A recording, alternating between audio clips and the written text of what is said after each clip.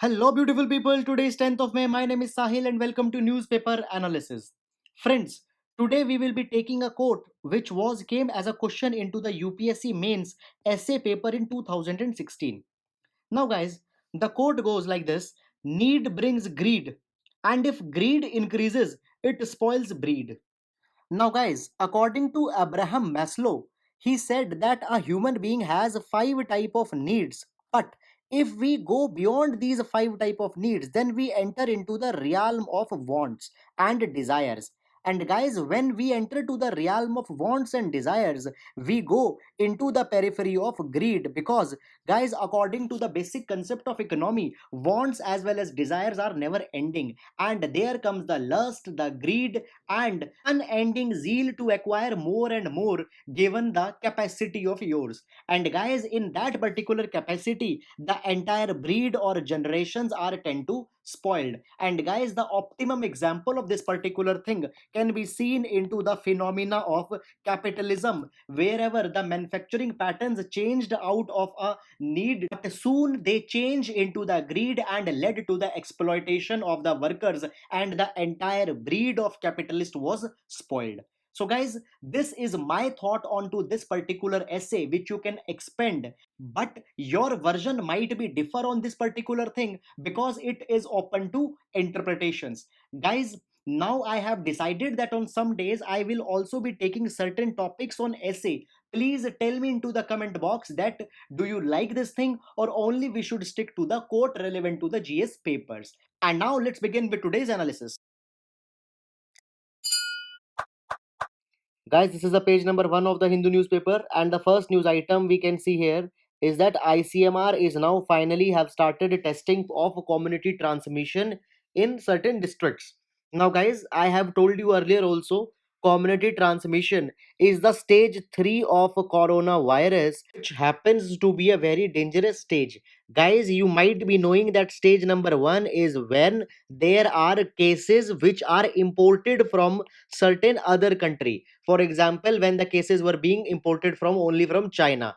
Guys, then the stage number 2 is that the people who had came from a foreign country, they infect some other person into our country. So this is the stage number 2. This is a kind of a local transmission. However, stage number 3 is this: when people are getting infected but they don't know from where they got infected. It means that we don't know the source of infection, and simply when the source will not be known, it will become very much difficult to control the virus. So guys, now government or the ICMR has finally started the testing for the community transmission, which is a positive development. Now friends, after this, one more news have came to development, and according to this, now guys, health ministry has revised their discharge guidelines. Now exactly what has happened is this, guys: earlier if a person tested positive for COVID-19, then he was to be admitted into the hospital, and after 14 days or 21 days, if he is showing the improvement, then he can be released. But before releasing him, he was to be tested negative. If he will not test negative, he will then not be released. Now guys, what has happened? Now health ministry has said that only the patients who were severe for COVID-19 will be tested before the release. Friends, it simply means that the people who were admitted into the hospital because of COVID-19, and if they did not had very severe symptoms, or if they had only mild symptoms, that then they can be released after 14 days and 21 days without testing negative for COVID-19. We will simply not test them, only the thermal temperature, their pulse, etc. will be seen. Now this particular development has two kind of responses. On one hand, people and the activists are angry that if the people will not be tested negative, then there could be a possibility that they are still carrying the virus, and then they will infect the other people when they will go out. But there is another type of view also.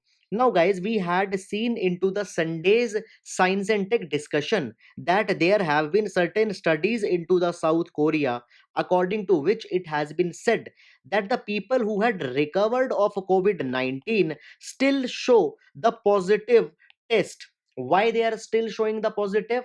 Because guys, there are still dead fragments of COVID-19 into their body, and because of these dead fragments, their test is showing positive. But now they have been recovered and they will not spread the COVID-19. So, because of this particular thing, now the ICMR and the health ministry are saying that they are not needed to be tested because they might come positive, but they are not the spreaders of the disease. So guys, all these things have taken place. Now we'll move to the next. Now guys, there is one more news item at page number 1. And now as per this news item, the ICMR and Bharat Biotech, which is an Hyderabad based firm, has tie up to find the vaccine for the coronavirus. So guys, it is a PPP type of venture, which means public private partnership. Guys, in PPP, the two entities, that is the public as well as private, come together in order to achieve some particular objective. And what is the objective here? Objective here is the coronavirus vaccine. Now guys, in this particular regard, the Bharat Biotech will be doing the research and will be carrying the studies in order to find the vaccine, whereas ICMR will provide the fast track approvals and clearances to the Bharat Biotech in this direction. Whereas one more entity, that is National Institute of Virology Pune, will be supplying the coronavirus strains to the Bharat Biotech, on which they can work and can find out the vaccine. So, friends, this is a much notable initiative as world over the countries are bracing to find out the vaccine, as that is the only sure shot way to keep the countries back on track. So, it is a good development. That was all. Now, we'll move to the next news. Now, guys, we have a news item on page number 1 where police is being given a guide to detect the instances of fake news. Now, guys, the profusion of fake news happens to be one of the biggest challenge to the internal security of India. And guys, it has baffled all the organization. So we will be looking exactly what is the news item and a little bit of background info. Now, guys, if we talk about fake news, then exactly what is the fake news? Now, guys, fake news is a deliberate attempt to create the confusion and chaos into the society. Now, guys, fake news have three elements. First of all, it will contain the half truth. Now, guys, this half truth could be either one sided story or incomplete story or putting some information just out of imagination. And then the second element is the degree of data. Now, guys, this half truth will be supported by some data which is false. For example, they will quote some agency such as UNICEF, WHO, etc. And sometimes they will also be presenting some numbers which are often fake. Guys, this data will give a kind of a legitimacy, because when you see the numbers, you start believing an item. And the third element of the fake news is emotion. Now, guys, whenever a fake news will be there, it will be profusing a kind of an emotional sentiment. Otherwise, people will not buy that particular thing. It could arouse an emotion towards a particular religion or against a particular religion, or towards a particular sentiment or against a particular sentiment, a class, a section, a gender, anything could be there. So, guys, because of these particular things, fake news are problematic. Now, if I tell you more about fake news, then guys, when the fake news starts, the intention is very much clear and the preparator knows that the thing is fake. But as it goes into the cycle of circulation, the people often doesn't knows that the information is fake, and onto the pretext of truth, it goes on circulation into the society and often creates a problem such as communal disturbances, hatredness towards a particular section, belief, superstition, and an extreme condition. It can also lead to the lynchings, as we had seen into the various instances earlier also. Now, guys, if I tell you more about fake news, then the fake news has been there since the inception of the media, but nowadays it is becoming more problematic because of the coming of social media. As a social through the social media. These newses, they spread like wildfire and poses a challenge to society as well as democracy. So guys, in this particular direction, it is very much essential to curb the fake news, and to curb the fake news, it is very much essential that it should be detected into the time being. Therefore, guys, in this particular direction, Bureau of Police Research and Development, which is under the Ministry of Home Affairs, has prepared a standard operating procedure for the police so that they can identify any piece of information, can fact check it, and if it happens to be fake, then can spread an advisory among the people that certain things should not be shared. Now, guys, according to this standard operating procedure, it has been said that the police should check the news at the multiple sources and also check the authenticity of these particular sources. Moreover, the police should also check the author information and also should check the credentials of the author. Guys, then the third thing is that the police agencies should the fact check the particular news from the reliable sources, and reliable sources in this direction are the Press Information Bureau and such other newspapers such as the Hindu. It has been quoted here. And guys, the fourth step is that police should check the marks which are there into the fake news. For example, there will be the errors in spellings, there will be certain problem of alignment, there will be the grammatical mistakes. All these errors are bound to be there, so all these things should be checked out. So this is the procedure which needs to be followed. Friends, talking about the Bureau of Police Research and Development, then basically it is an organization which was established in India in 1970 and works for the modernization of police forces. So guys, I had tried to give you a holistic coverage which is very very important for your GS paper number 3. Please keep it into your mind. Now we'll move to the next news item. Now guys, here's a news item on page number 5 where the Polavaram has been mentioned. Now guys, we will not be going into this news, but we will be seeing the Polavaram here. Now, guys, if we talk about Polavaram, then it is a multi-purpose project. Guys, it is a dam. Multi-purpose project is one which will be fulfilling many objectives: electricity generation, irrigation, providing drinking water to the people, and all such needs. And guys, this project is built in the Godavari region on the Godavari river in the state of Andhra Pradesh. Friends, one very important information: Polavaram is the national project under the Ministry of Jal Shakti, and it is was also the last national project which was given the status. Now friends, I just want to share one thing: aspirants, they are reading hundreds of multi-purpose projects, but they fail to identify the region from where the questions are coming. Now guys, before going into the hundreds of multi-purpose project, at least before that, read the 16 multi-purpose projects because they have been given the national project status.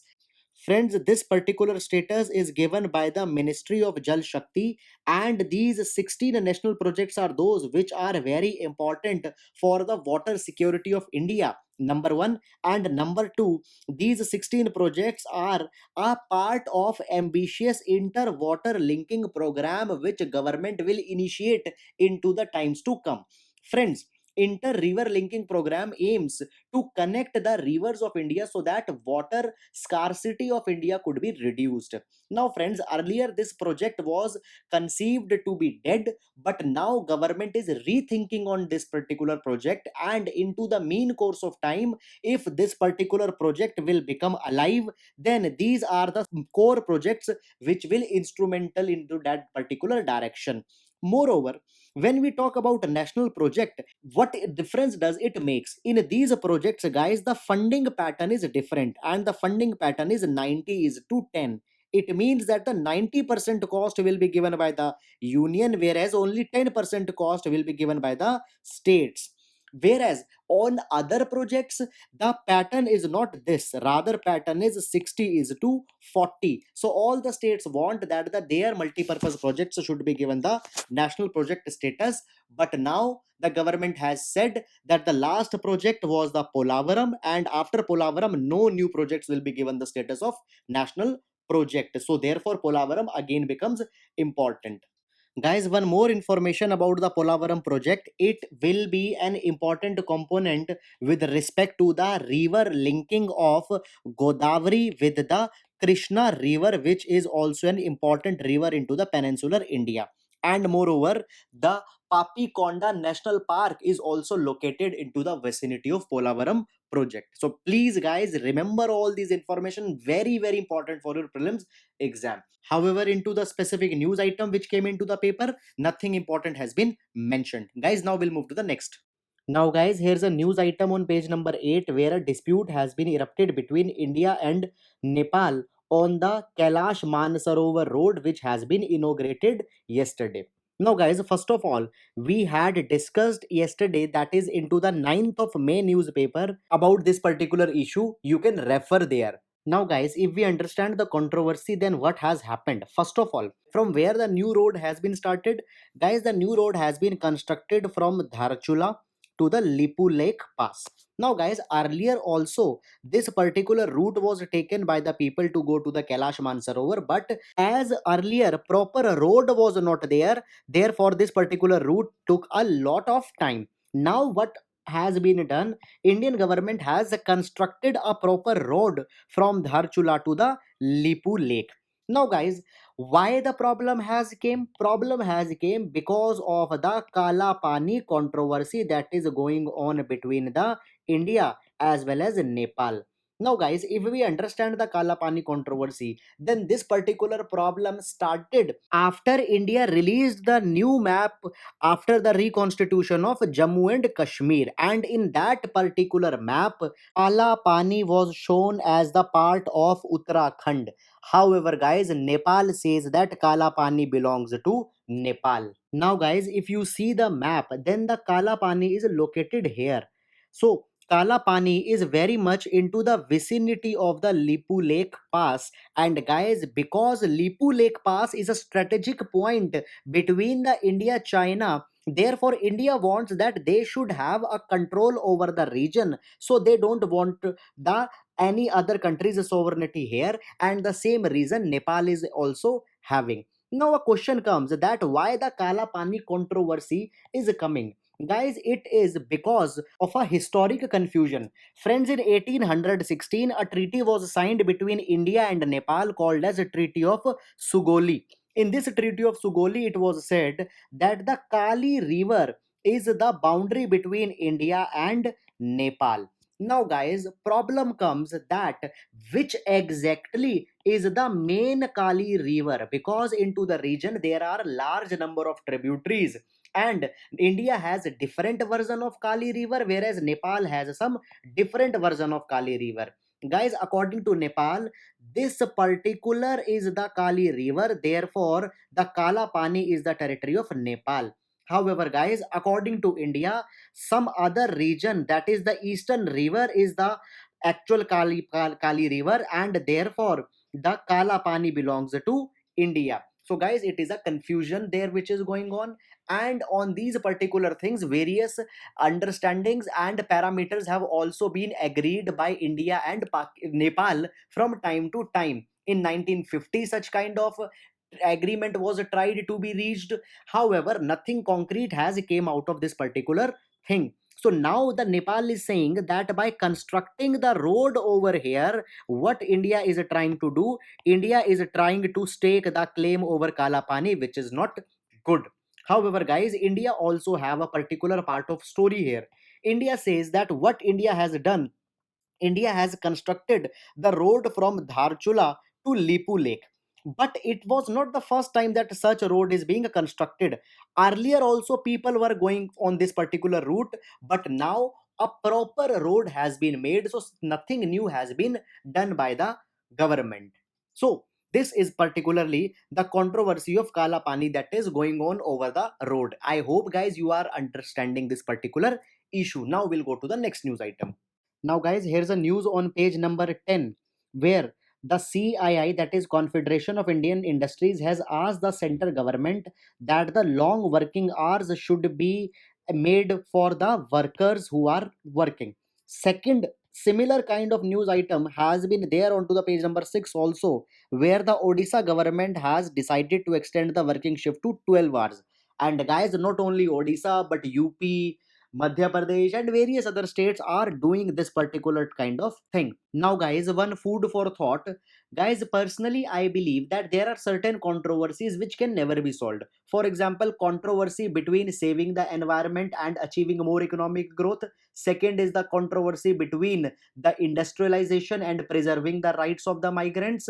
There could also be the controversies, that is the capital punishment as well as the human rights. So these controversies can never be solved, but from time to time, if a question comes, you need to take certain kind of stand here. Now, guys, here again a controversy has came, where economic growth is on one side and the rights of the marginal workers are on the other side. Now, guys, as the lockdown proceeded, first of all, state didn't give such attention to the migrant workers. They were not having food, they were walking long hours, thousands of kilometers. They were then subjected to strict quarantine, police brutalities, and every kind of thing. And now you are asking them to work for even more longer hours. And the CII has said that if they don't report where they were working, then there should be the liable penal actions also against the workers. So, guys, one particular thing, Karl Marx, who brought the idea of socialism, said that capitalist class, the industrial class, they lead to the alienation of workforce, alienation of laborers, and due to that alienation, the worker revolts against the capitalism. So, guys, one particular thing could be there, that if such harsh measures will be taken up, then one hand we might be able to kick up the economic activities, but that thing might not be sustainable into the long term and can lead to the other set of internal security challenges. However, if we talk about the economy, then we will take certain suggestions from here, and if the question comes, you can use it. Now, friends, first of all, if we talk about CII, it stands for the Confederation of Industries. Its headquarters in Delhi, and it is a pre-independence organization as it was founded in 1895. Now, guys, first of all, CII is not the government body, rather, it is a non government, non profit organization which represents the industries in India. It represents the small and medium enterprises, MNCs, and various other industrial force. Now, guys, CII is an organization which represents industries and keep the concerns in front of the government and pushes for the better regulation and laws for the industrial sector. So now CII has put a proposal to the center. Now, number one, according to the CII, the workers who did not come back to the work, they should be reported and action should be taken for them under the Employment Standing Order Act and the Industrial Disputes Act. So please keep these two legislations into your mind. Then they have also said that the minimum wages revision which was to be carried, that revision on minimum wages should be kept for hold for at least 1 year, and even the normal working hours should be extended by 4 hours. So, guys, 4 hours overtime they are also suggesting, but they will be paid also for that overtime. After that, a suggestion has been made to reduce the shortage of workers. The workers which are residing into the shelter homes, they should be made available and they should be mapped so that the industries can use them. Then they have said that the provision of layoff under the Industrial Dispute Act should be extended. Laying off means removing from the job. So they said that the worker should be given some kind of security. And guys, it has been said that even if the workers are removed, then they, if they have been laid off, then they should get some reduced pays and salaries. They should not altogether not be getting any salaries. This should not be the case. Then they had said that any reform into the labor laws right now should not be carried and should be taken afterwards when the industry's concerns are also taken care of. Moreover, one more suggestion they have given, that is the Pradhan Mantri Garib Kalyan Yojana should be extended and more workers and units should be covered into that particular scheme. Moreover, guys, Employees State Insurance Corporation and EPFO should also take up the initiatives and should inform the workers that they should come back onto their jobs. So guys, these are certain of the suggestions which you can write into your exam after taking the tremendous caution that your answer should not reflect that you are against the workers. But guys, certain of these things are needed if we are talking about the economic progress. So guys, this was all about this. Now we'll move to the next. Now, friends, we are into the science and tech section, and here's a news article which says that the National Family Health Survey data should be used for the population surveillance for coronavirus. Now, guys, first of all, background of this particular thing is the article which was published into the Lancet medical journal. Now guys, first of all, Lancet is the most reputed medical journal which is being published into the English, and it publishes from London as well as USA. Now guys, this particular medical journal says that world over the countries conduct their demographic and health surveys, and where they conduct these health surveys, there they should make the random testing of the people and should identify that how many people are being infected by a particular disease. So now by using these health surveys, we can identify that how much percentage of people are infected with the COVID-19. Now guys, in this particular direction, there is good news for India, because India is also doing these health surveys, and this survey is called as National Family Health Survey. Now it has been said that through these National Family Health Survey, government should conduct the random sampling, random testing, and by that should identify the prevalence of COVID-19 into the people. Now, earlier also we have used the National Family Health Survey to tame the HIV AIDS. Now guys, it was said that in India nearly 25 million people will be infected by HIV AIDS. But what government did? Government used the National Family Health Survey, conducted the testing, took the adequate steps within the time, and this 25 million just reached to 2.5 million. Earlier it was said that the 3 to 4% prevalence will be there of the AIDS into the adult. It means that 3 to 4% people will be infected. But now it has been the prevalence has been reduced to merely 0.28%, which is a very good achievement of India. So now we can again repeat the history, and by conducting the random sampling through the National Family Health Survey, we can also reduce the prevalence of COVID-19. Now guys, one particular principle I tell you, what happens if a disease is more rarer, you need to take a bigger sample size, for example 10,000 people, 50,000 people, because then in 50,000 people 1 2 3 will be identified.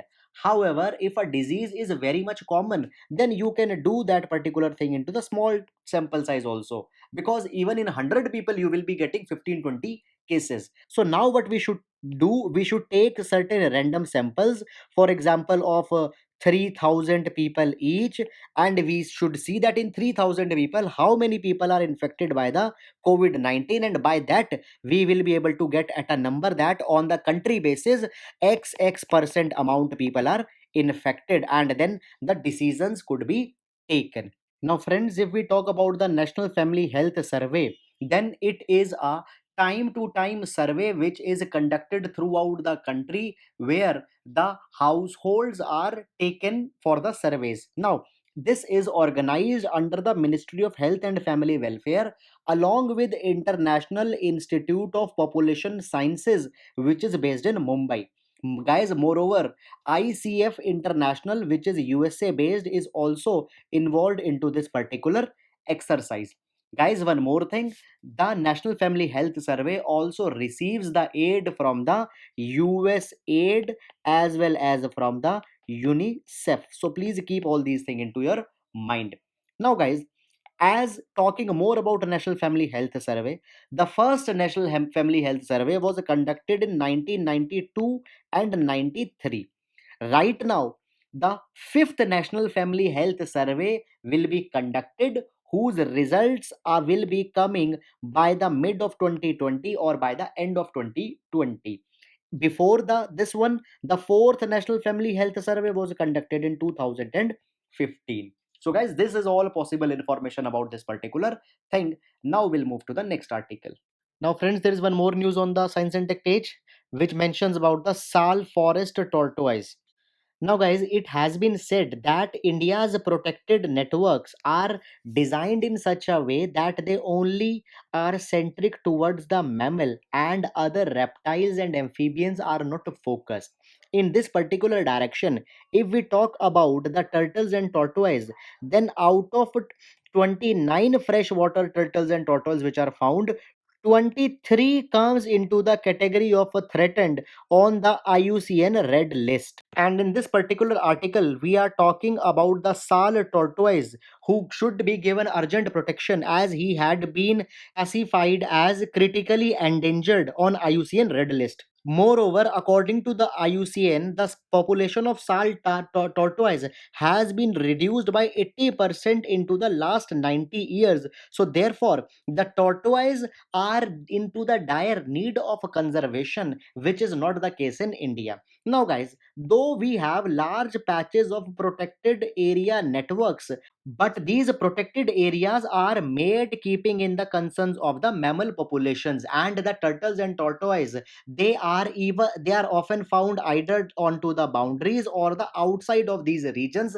where they don't have any protection. And outside these regions they have various threat. For example, first threat they face is hunting for the food. Second threat they face is hunting them for making the mask out of their shells.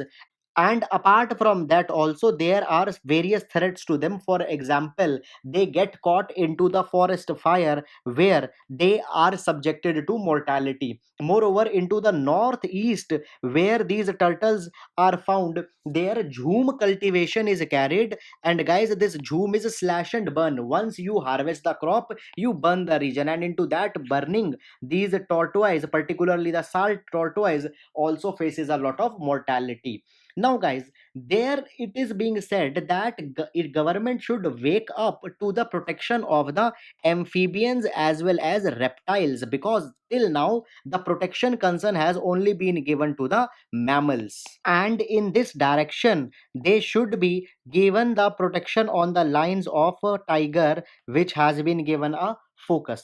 Moreover, guys, when we are talking specifically about the salt tortoise, then they prefer the wet patches of land near the river streams. So guys, these wet patches of land should be identified, and they should be also be given some kind of legal protection if conservation is needed to be taken care of. So guys, this was all about this particular article, and now we'll move to the next. Now, friends, this news item has been there on page number 12, FAQ page. Now, in this particular news, we will see the issues associated with the rights of workers. Now, guys, if we talk about workers, then it has been seen that they are being subjected to lot of miseries, especially since the lockdown has been started.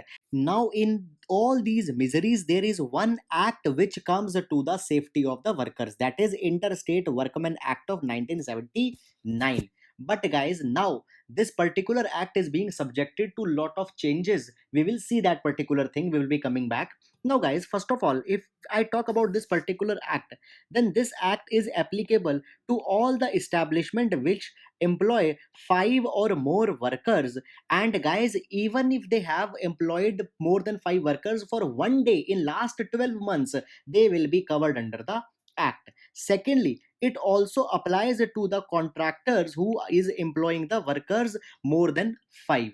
Now, friends, according to the scope of act, all the employers, they need to take a license from a relevant authority, and only after taking the license they can employ the interstate workers. Now, guys, what is the benefit of this entire exercise, such as taking license, registration, etc.? Guys, by this particular licensing and registration, government gets to know that how many workers are exactly being employed into the different establishments. And by this particular thing, government can monitor those establishments, and the establishments also then develops a kind of an accountability towards the government with respect to these migrant workers. workers. Moreover, guys, by this particular thing, government can also ask the compliance from the establishments, whether they are paying them the remuneration which were agreed into the contracts, whether they are paying paid the proper working hours, the holidays, all other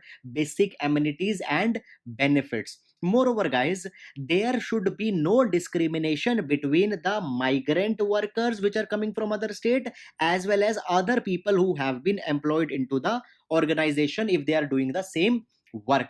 And that thing can also be monitored by the government if they have registered such type of establishment and if it knows that how many workers are employed there. But now, friends, things are about to change because into the parliament a new bill has been introduced, that is Occupational Safety, Health and Working Condition Code 2019. And this particular bill will replace 13 labor laws, and it also includes the Interstate Workmen Act of 1979. So all these them will be merged under this new law. Now there are certain issues here. Now, under the new act, the migrant workers have been placed into the category of the contractual workers. And guys, there have been a specific chapter into this act which talks about the contract workers as well as those contract workers which are the interstate migrants. And this one chapter deals with both of them and provides for the licensing of the units which are employing them. It also talks about giving them proper wages, amenities, all that kind of thing. But there have been certain concerns. Guys, it is being said that when the both contract workers as well as interstate migrants will be limited to one chapter, then they will not be able to get that protection which earlier they were getting under the Interstate Workmen's Act.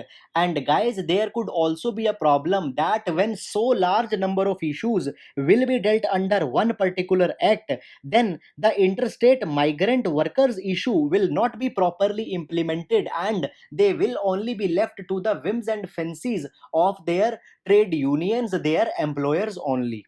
Moreover, guys, under the present legislation, that is Interstate Workmen Act of 1979, the obligation right now has been placed under both the state, that is the sending state as well as the receiving state.